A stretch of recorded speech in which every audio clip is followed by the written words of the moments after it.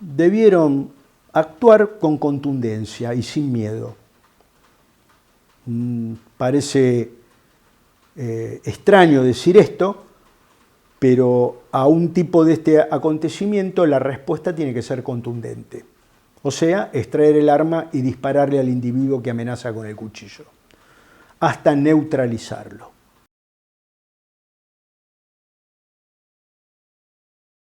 Bueno, buenas tardes. Mi nombre es Eduardo Laveña.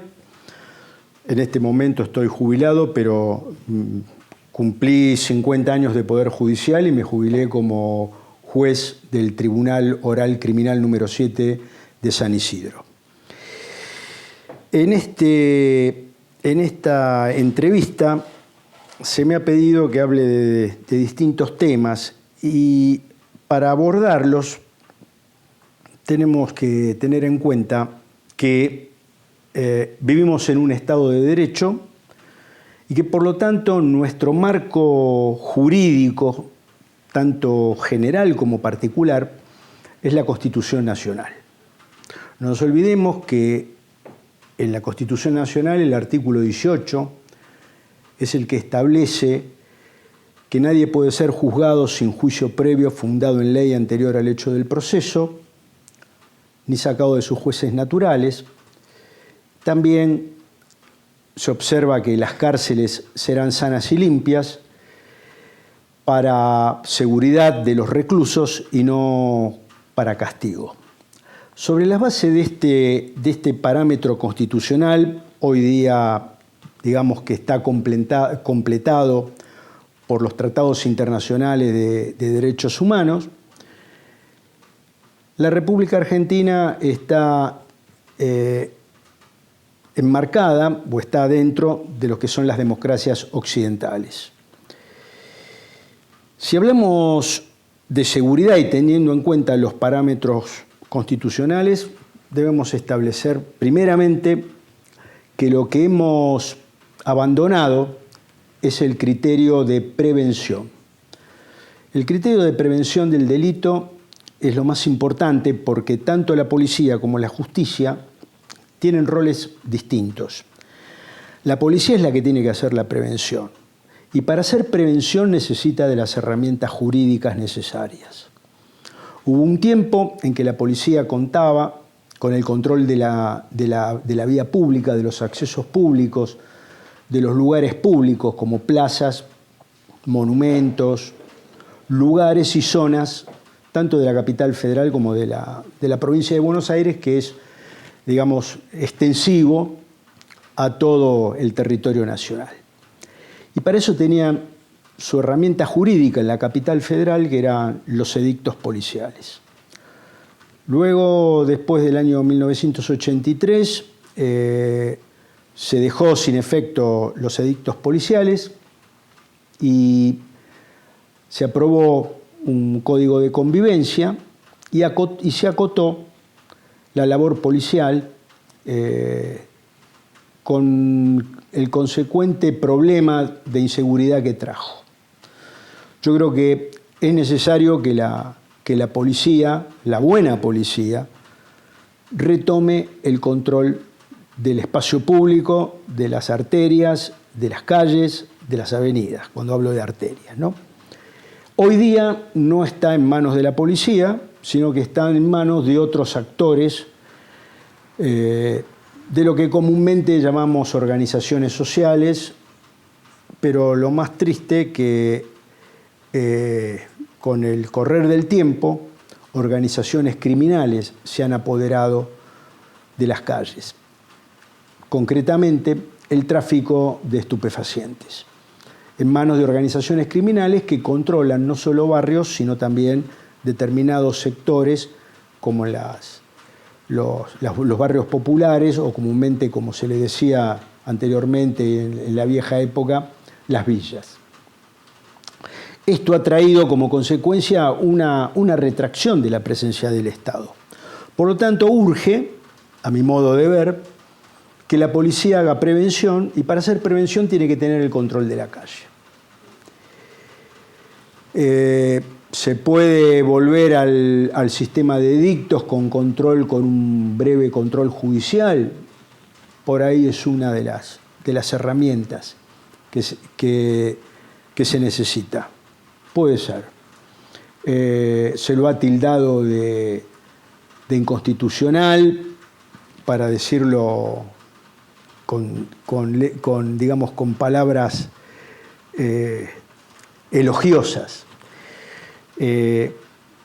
Otros dejan traslucir su ideología y dicen que era una forma de sometimiento de la derecha sobre el pueblo. Sabemos el tinte ideológico que esto significa. Pero lo cierto es que el edicto policial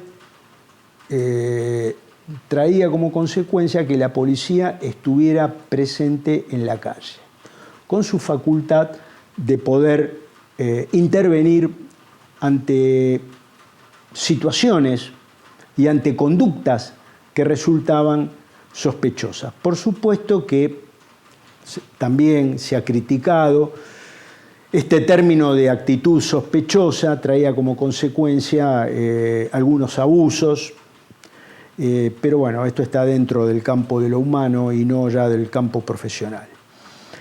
Pero yo rescato de la vieja policía esa actitud de servicio y esa vocación de servicio que tenían como objeto que en su zona, en el radio de la comisaría, existiera o nula cantidad de delitos o muy baja cantidad de delitos. Y si podían evitarlo, lo evitaban mediante prevención. La justicia llega generalmente, el poder de la justicia, o sea, la actuación del poder judicial llega cuando ya el delito está consumado. Nunca antes, porque la labor del poder judicial es juzgar conductas delictivas ya ocurridas. En cambio, la labor policial tiene por fin prevenir. La presencia policial es muy, muy importante. También el marco en que se desempeña la policía. Para que la policía se desempeñe dentro de su ámbito sin ningún tipo de temor, tiene que tener respaldo. Y para tener respaldo se necesita el respaldo político y políticas claras. Las políticas claras vienen de la mano de justamente la política y los políticos. Y aquí es donde la labor de los ministerios de seguridad, sobre todo el Ministerio del Interior, que es el que generalmente tiene el control de la policía, tiene que tener políticas claras y tiene que saber a dónde se quiere llegar. Porque si estamos a medio camino o si las políticas no son claras en cuanto a defensa del ciudadano común, estamos en una situación de caos como la que estamos viviendo. La policía no sabe si intervenir, si no intervenir, o no intervenir, o llamar previamente al fiscal, en donde se convierte en un pequeño burócrata, porque antes de actuar hace ese llamado al fiscal o duda y consulta al superior en situaciones apremiantes. El superior también, que ya viene cuidando su cargo, porque también hay un tema fundamental de que el policía está acobardado a través de tantas décadas de combate a la acción policial, no sabe qué hacer. Y ahí esa duda termina con la vida del policía. Caso concreto, pongo el policía de Avenida Figueroa Alcorta, en donde 4 policías estaban todos juntos y el que acometió con el arma blanca no fue neutralizado en forma contundente. Y esto nos lleva a la interpretación que creo que se ha hecho con el tiempo muy errónea de lo que significa la agresión ilegítima la necesidad de defenderse, que ha costado muchas vidas. Este ejemplo del policía acuchillado es un ejemplo patético de cómo la duda puede sobrevenir en muerte, en la duda en el accionar. Considero que todos los policías que estaban ahí presentes debieron actuar de una forma contundente ante una agresión ilegítima o en la flagrancia de una situación ilegítima que se estaba llevando a cabo, o sea, que estaba dentro de lo que se denomina el desarrollo del iter criminis, que eso es lo que así se denomina, debieron actuar con contundencia y sin miedo. Parece extraño decir esto, pero a un tipo de este acontecimiento la respuesta tiene que ser contundente. O sea, extraer el arma y dispararle al individuo que amenaza con el cuchillo, hasta neutralizarlo. Y acá tenemos que retomar un poco este capítulo que tiene mucho de ideológico, en donde se hizo últimamente mucho hincapié en la racionalidad del medio empleado, pero muy pocas veces se habla de la agresión ilegítima. Es mi parecer, y con esto no quiero ser dogmático, ni tampoco apartarme de los postulados de la ley, pero ustedes todos sabemos que la ley está sujeta a interpretación. Y los que interpretamos la ley somos seres humanos. A veces nuestra mirada está teñida de ideología y por lo tanto nos apartamos de algo que es muy importante, que es el sentido común. En las situaciones de flagrancia, aquel que estuvo cerca de vivir una situación tan extrema como la agresión por parte de una persona armada, sabe que es cuestión de segundos y que el accionar de la persona que se siente agredida no siempre va de la mano de los protocolos. Uno no tiene en cuenta, mientras está siendo agredido, si hay un protocolo de actuación o si está rigiendo en ese momento para él y para el otro el Código Penal. Es muy difícil, y aquel que cree que puede defenderse priorizando la vida del agresor o la integridad física del agresor es porque nunca ha vivido una situación de extrema violencia. Nos defendemos como podemos, no como queremos. Retrotrayéndonos a siglos ya pasados, el derecho de partidas, mire que estoy hablando de una legislación tan antigua como el derecho de partidas, de Alfonso el Sabio, decía que para defenderse no era necesario que uno sea agredido. Agredido en el sentido de estar herido para poder recién defenderse. Fíjense que esto viene de muchos siglos atrás, yendo a nuestros días. El poder de las armas de fuego ha modificado sensiblemente el tema de la defensa, porque el disparo se produce a distancia.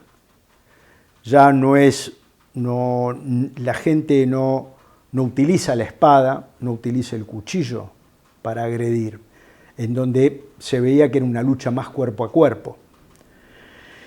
Y en los cánones modernos de la agresión delincuencial vemos que esta modalidad de piraña, que como se dice ahora, en donde varias personas armadas agreden a uno o dos, pero hay superioridad numérica y hay diversidad de armamentos. Entonces la forma de agresión ha cambiado, pero seguimos con los parámetros de 4 décadas atrás en cuanto a la racionalidad del medio empleado. Esto tiene mucho que ver toda la escuela que años A se ha implantado principalmente en la fábrica de abogados, que es la Facultad de Derecho, y principalmente en la UBA, en donde doctrinas alejadas de nuestro derecho penal tradicional han traído como consecuencia que la gente dude mucho en defenderse. Entonces llegamos hasta este delirio de decir, bueno, me robaron, pero por suerte no me pasó nada, lo puedo contar. Y yo creo que es parte del conformismo de aquellos que practican el buenismo. Porque la situación de violencia que significa ser desposeído de un objeto que nos costó obtenerlo, desde un celular hasta un automóvil, con esfuerzo, con trabajo, no merece ese tipo de respuesta. La legítima defensa comienza desde el mismo momento que comienza la agresión y cesa cuando cesa la agresión. Todo el desarrollo del momento violento hace que nosotros podamos defendernos. ¿De qué manera? De manera contundente. Hay que neutralizar al agresor. Fíjense que los que interpretan la legítima defensa con este tinte ideológico pseudoizquierdista creen que los personajes son estáticos. Cuando hablo de los personajes me estoy refiriendo al agresor y al agredido, como si fuesen figuras de cartón. Y no es así. Generalmente el agredido o el que se defiende se encuentra con una situación y esa situación lo sorprende. Por lo tanto, la reacción del defensor o del agredido puede ser de diferentes maneras. Y ahí es donde se ha olvidado este concepto de que lo que tenemos que analizar es la conducta desde el punto de vista del agredido, que se lo ha dejado de lado. Para mí, yo tengo un concepto muy amplio de la legítima defensa. No creo que se pueda, que los puristas estén de acuerdo conmigo, no me interesa, pero considero que los que tienen mayor amplitud para considerar cuándo es o cuándo no es legítima defensa justamente son los americanos. No se olviden que Estados Unidos es un país que fue hecho con el Colt Frontier y con el Winchester. Sus 13 colonias se trasladaron al oeste, en donde no regía la ley, y el yeoman, que es el hombre americano, armado con su escopeta, tuvo que defenderse no solo de la naturaleza, sino también de los bandidos y de los indios. Y este hombre aprendió a defenderse y a defender a su familia en forma muy amplia. Hoy día ustedes ven que la policía americana tiene en su arsenal, tanto de la policía americana como sobre todo de la canadiense, distinto tipo de armas y distinto tipo para distintas emergencias y para distintas situaciones. Hay un video que circula en YouTube donde un policía abre el baúl y muestra que tiene una escopeta, tiene una R-15, tiene su pistola electrónica Taser y lleva su arma en la cintura. Entonces, el abanico de posibilidades lo tiene cubierto. Por una cuestión ideológica en la República Argentina, después de la guerra antisubversiva, a partir del año 83, a la policía se le quitó la escopeta del patrullero, a la policía en la policía de la provincia de Buenos Aires, se le quitó el subfusil israelí, que lo usaban tiro a tiro, porque el ráfaga a veces resultaba incontrolable, por lo tanto se usaba tiro a tiro, que era el subfusil israelí Uzi, UZI, calibre 9 milímetros, que era de mucha aplicación en los enfrentamientos con las bandas. La policía hoy día está despojada de todo armamento, solamente enfrenta a la delincuencia, mucho mejor armada que la propia policía, con su pistola 9 milímetros, a las cuales cada vez se hace más vieja, pistolas Browning que ya están de modé, algunos llevan pistola Versa, otras, como en un tiempo utilizaron la pistola Astra, el personal femenino, pero no más que eso. No llevan escopeta, que es el arma de defensa por antonomasia. Así que las posibilidades de supervivencia de un policía en la calle frente a delincuentes fuertemente armados es prácticamente nula, prácticamente inexistente. Ahora, que se ha mezclado una cuestión ideológica para desarmar a las fuerzas de seguridad, a esta altura del partido tengo que decir que sí. ¿Por qué? Ustedes, si a poco de analizar un poco, ¿qué policías destruyeron? ¿Qué cuerpos de policía destruyeron? Destruyeron a la Policía Federal Argentina, creando una policía propia de la Ciudad de Buenos Aires. Destruyeron a la Policía de la Provincia de Buenos Aires, la más afectada, la Policía de Córdoba y la Policía de Rosario, justamente hoy día anclaje de las organizaciones de narcotráfico. Pero esto es un pase de factura ideológico, de venganza. ¿Por qué? Porque fueron las 4 policías que más combatieron las organizaciones guerrilleras de la década del 70.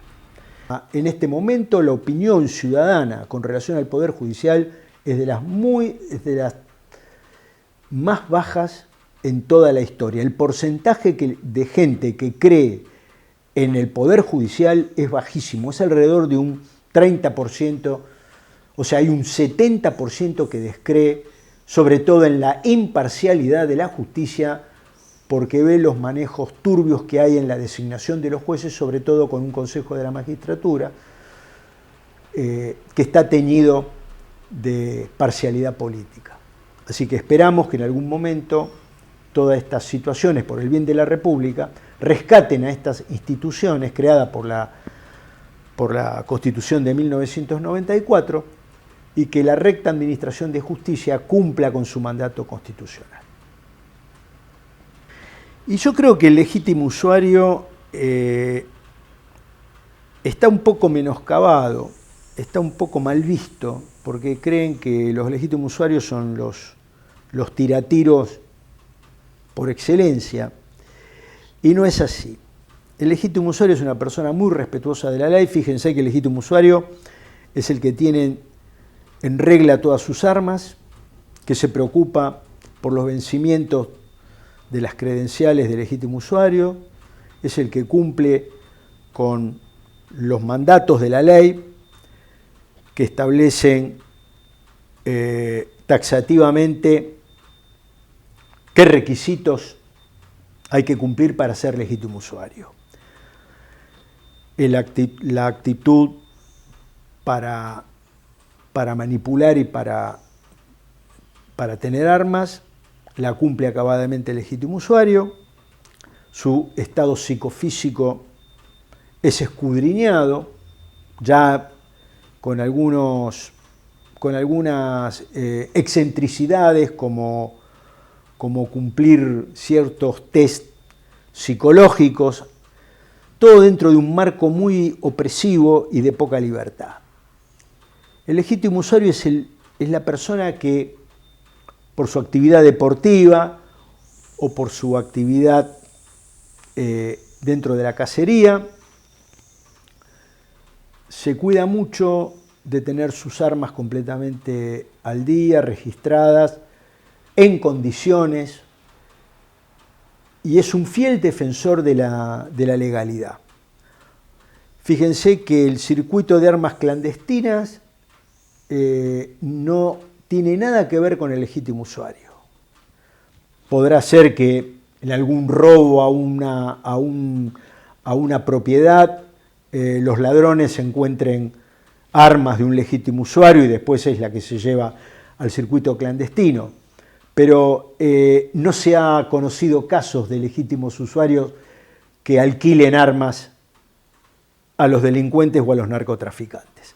Por lo tanto, el legítimo usuario es una persona muy respetable al que debemos cuidar, y sobre todo el organismo de control, que es la ANMAT, debe facilitar los trámites. Yo creo que en este momento hay una burocracia bastante grande, y voy a dar un ejemplo muy cabal de lo que es en este momento la burocracia. Yo tengo un amigo que quiere inscribir un revólver 357 Magnum y hace 5 meses que no le dan la credencial roja a la detenencia.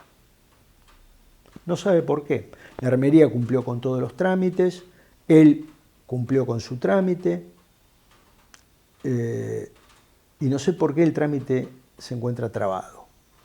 Entonces, los legítimos usuarios, ¿qué aspiramos? Que las inscripciones sean dinámicas, que los aranceles sean posibles, y no que sea una caja más del Estado, como en la vieja época. Aspiramos a que se comprenda que el legítimo usuario no es un demente, que no tiene ninguna capitis de minutio, como decían los romanos, que se le facilite el acceso a las armas, porque el legítimo usuario es una persona responsable, y también, fundamentalmente, que se les permita poder utilizar las armas en los polígonos, que los costos por tener armas no sean tan elevados y excesivos. Y en el caso de las portaciones, que esto es muy importante decirlo, sabemos que el Estado es muy restringido, restringe mucho la aportación de armas. ¿Por qué? Porque la regla es que nadie porte armas en la vía pública, porque se supone que existe el cuerpo policial que lo protege. Y las excepciones son las que dan lugar a los permisos de portación de armas. Yo creo que esto, como está, el espíritu de la ley es correcto. Es un conjunto de ciudadanos el cual están cumpliendo con la Constitución Nacional, porque en última instancia el artículo de la Constitución que dice armarse en defensa de la patria es justamente lo que el legítimo usuario representa. Ese legítimo usuario tiene que ser protegido por la ley y no corrido por la ley. Sabemos de mucha gente que ha tenido problemas con sus recargas, que ha tenido problemas con sus máquinas, con sus establecimientos.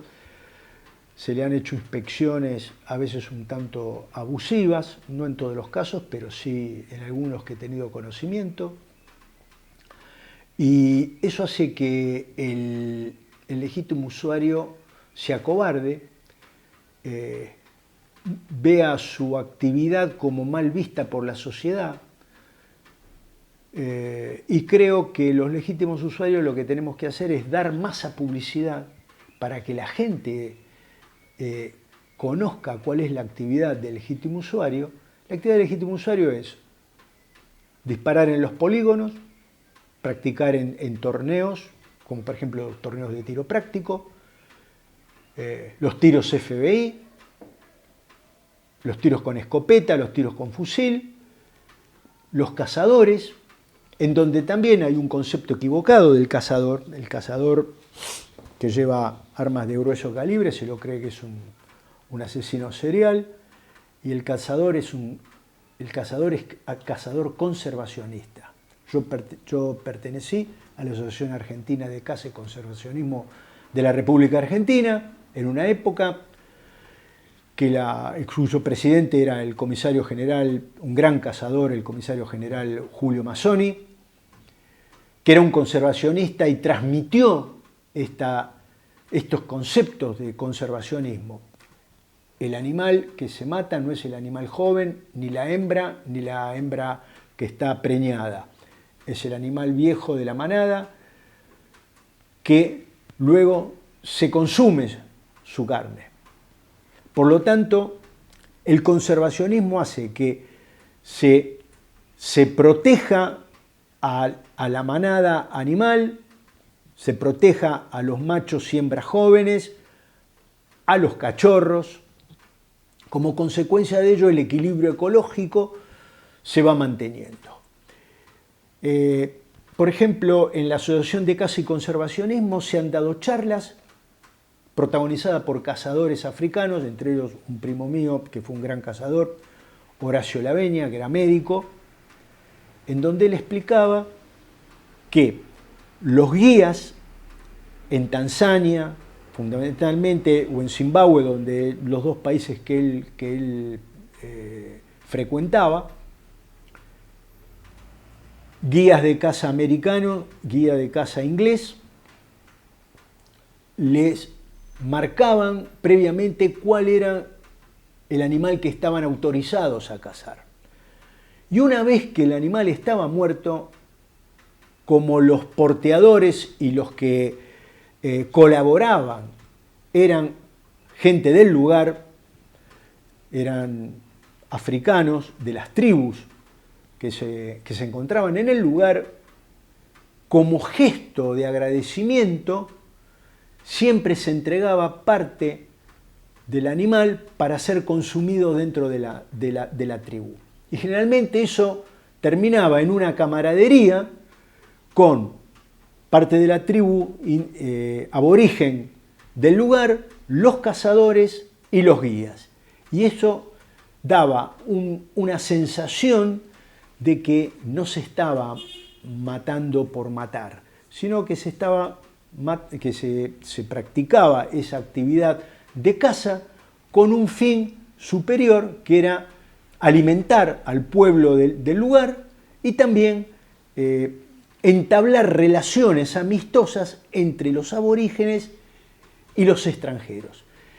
Y creo que esto es el espíritu con que el legítimo usuario, ya sea cazador, ya sea tirador deportivo, tiene en su mente cuando compra, vende, intercambia, charla, da cursos, los instructores.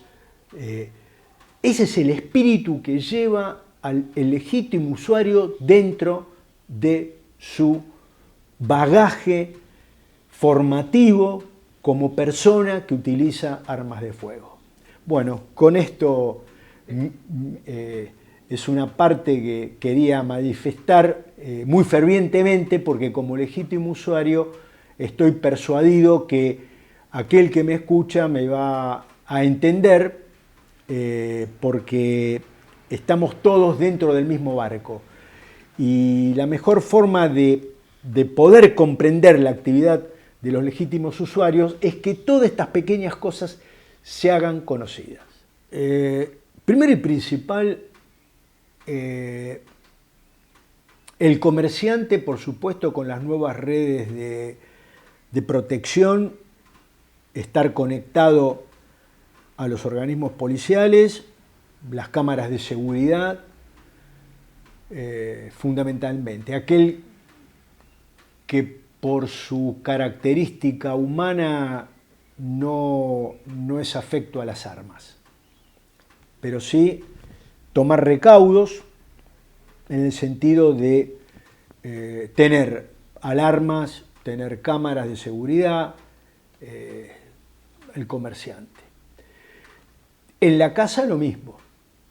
El tema de las cámaras de seguridad son muy importantes, sobre todo para prevenir, estar alerta. El tema del presente continuo hoy día es un tema que está abordado por los psicólogos, en donde nosotros estamos distraídos generalmente del presente continuo o hoy día por la pantalla del celular o la computadora.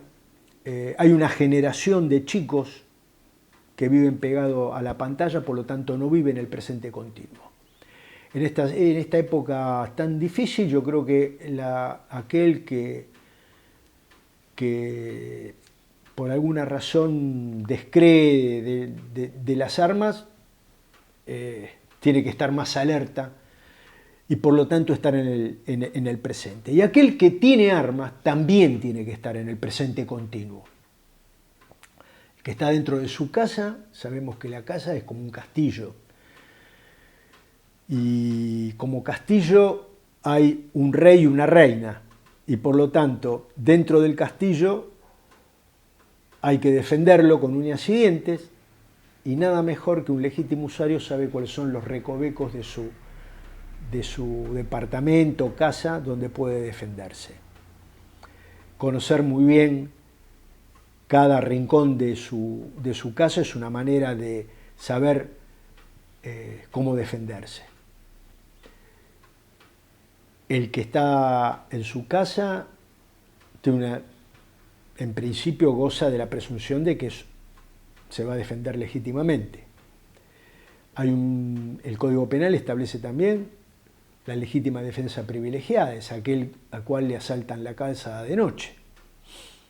Por lo tanto, si está durmiendo o está plácidamente en su casa, totalmente distendido, hay una presunción de la ley que se está defendiendo de una forma privilegiada contra la invasión de un tercero y más armado. Por lo tanto, ahí baja un poco la exigencia de cómo defenderse.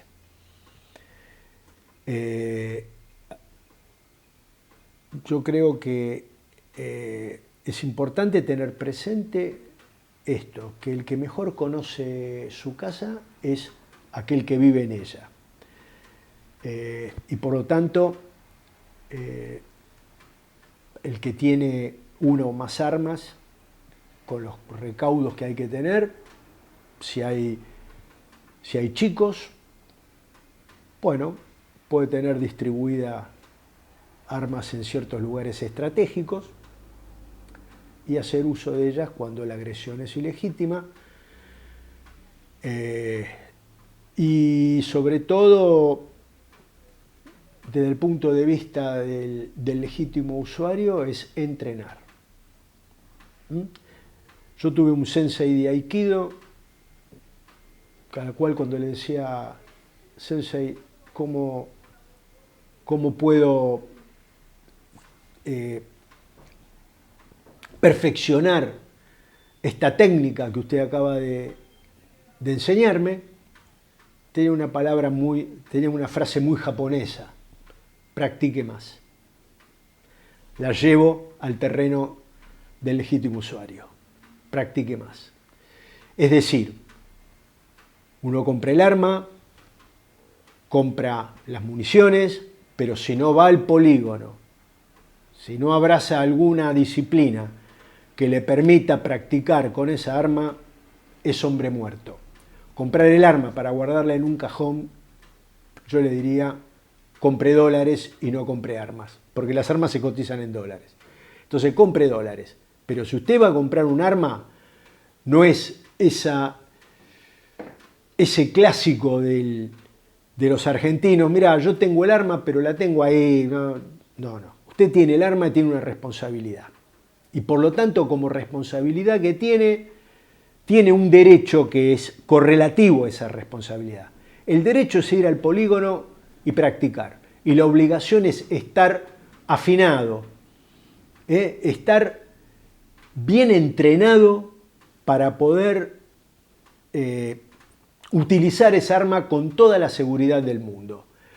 Principio básico: para usted conocer su arma, ármela y desármela, despiece del arma y rearme del arma. Eso es el principio y lo básico. Conozca los calibres, conozca el tipo de arma que tiene, martillo a la vista, martillo escondido, cuántos seguros tiene, qué tipo de seguros tiene. Familiarizarse con el arma es perderle miedo al arma. Y si tiene familia, bueno, familiarice ese arma, que todos la conozcan. Desarmada, al chico le quita interés en la curiosidad. Si usted le puede transmitir los riesgos, pero también qué tipo de arma tiene, cómo se desarma, cómo se arma. Eso es lo básico y digamos es la escuela primaria de todo legítimo usuario. Practicar, familiarizarse con el arma, al familiarizarse con el arma le pierde el miedo y sobre todo a la familia darle las instrucciones como para que sepan dónde están las armas, dónde los chicos no pueden tocar las armas, por qué no pueden tocarlas como material peligroso que es.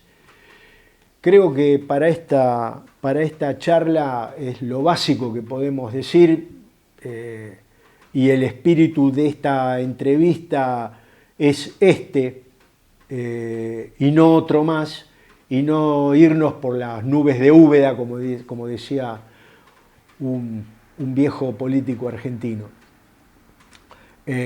Así que bueno, le agradezco acá a Patricio Hauling la oportunidad que me da de estar ante una cámara y poder transmitirle a los colegas, legítimos usuarios, estas pequeñas pastillas y dosis de lo que fue esta charla. Muchas gracias y buenas tardes.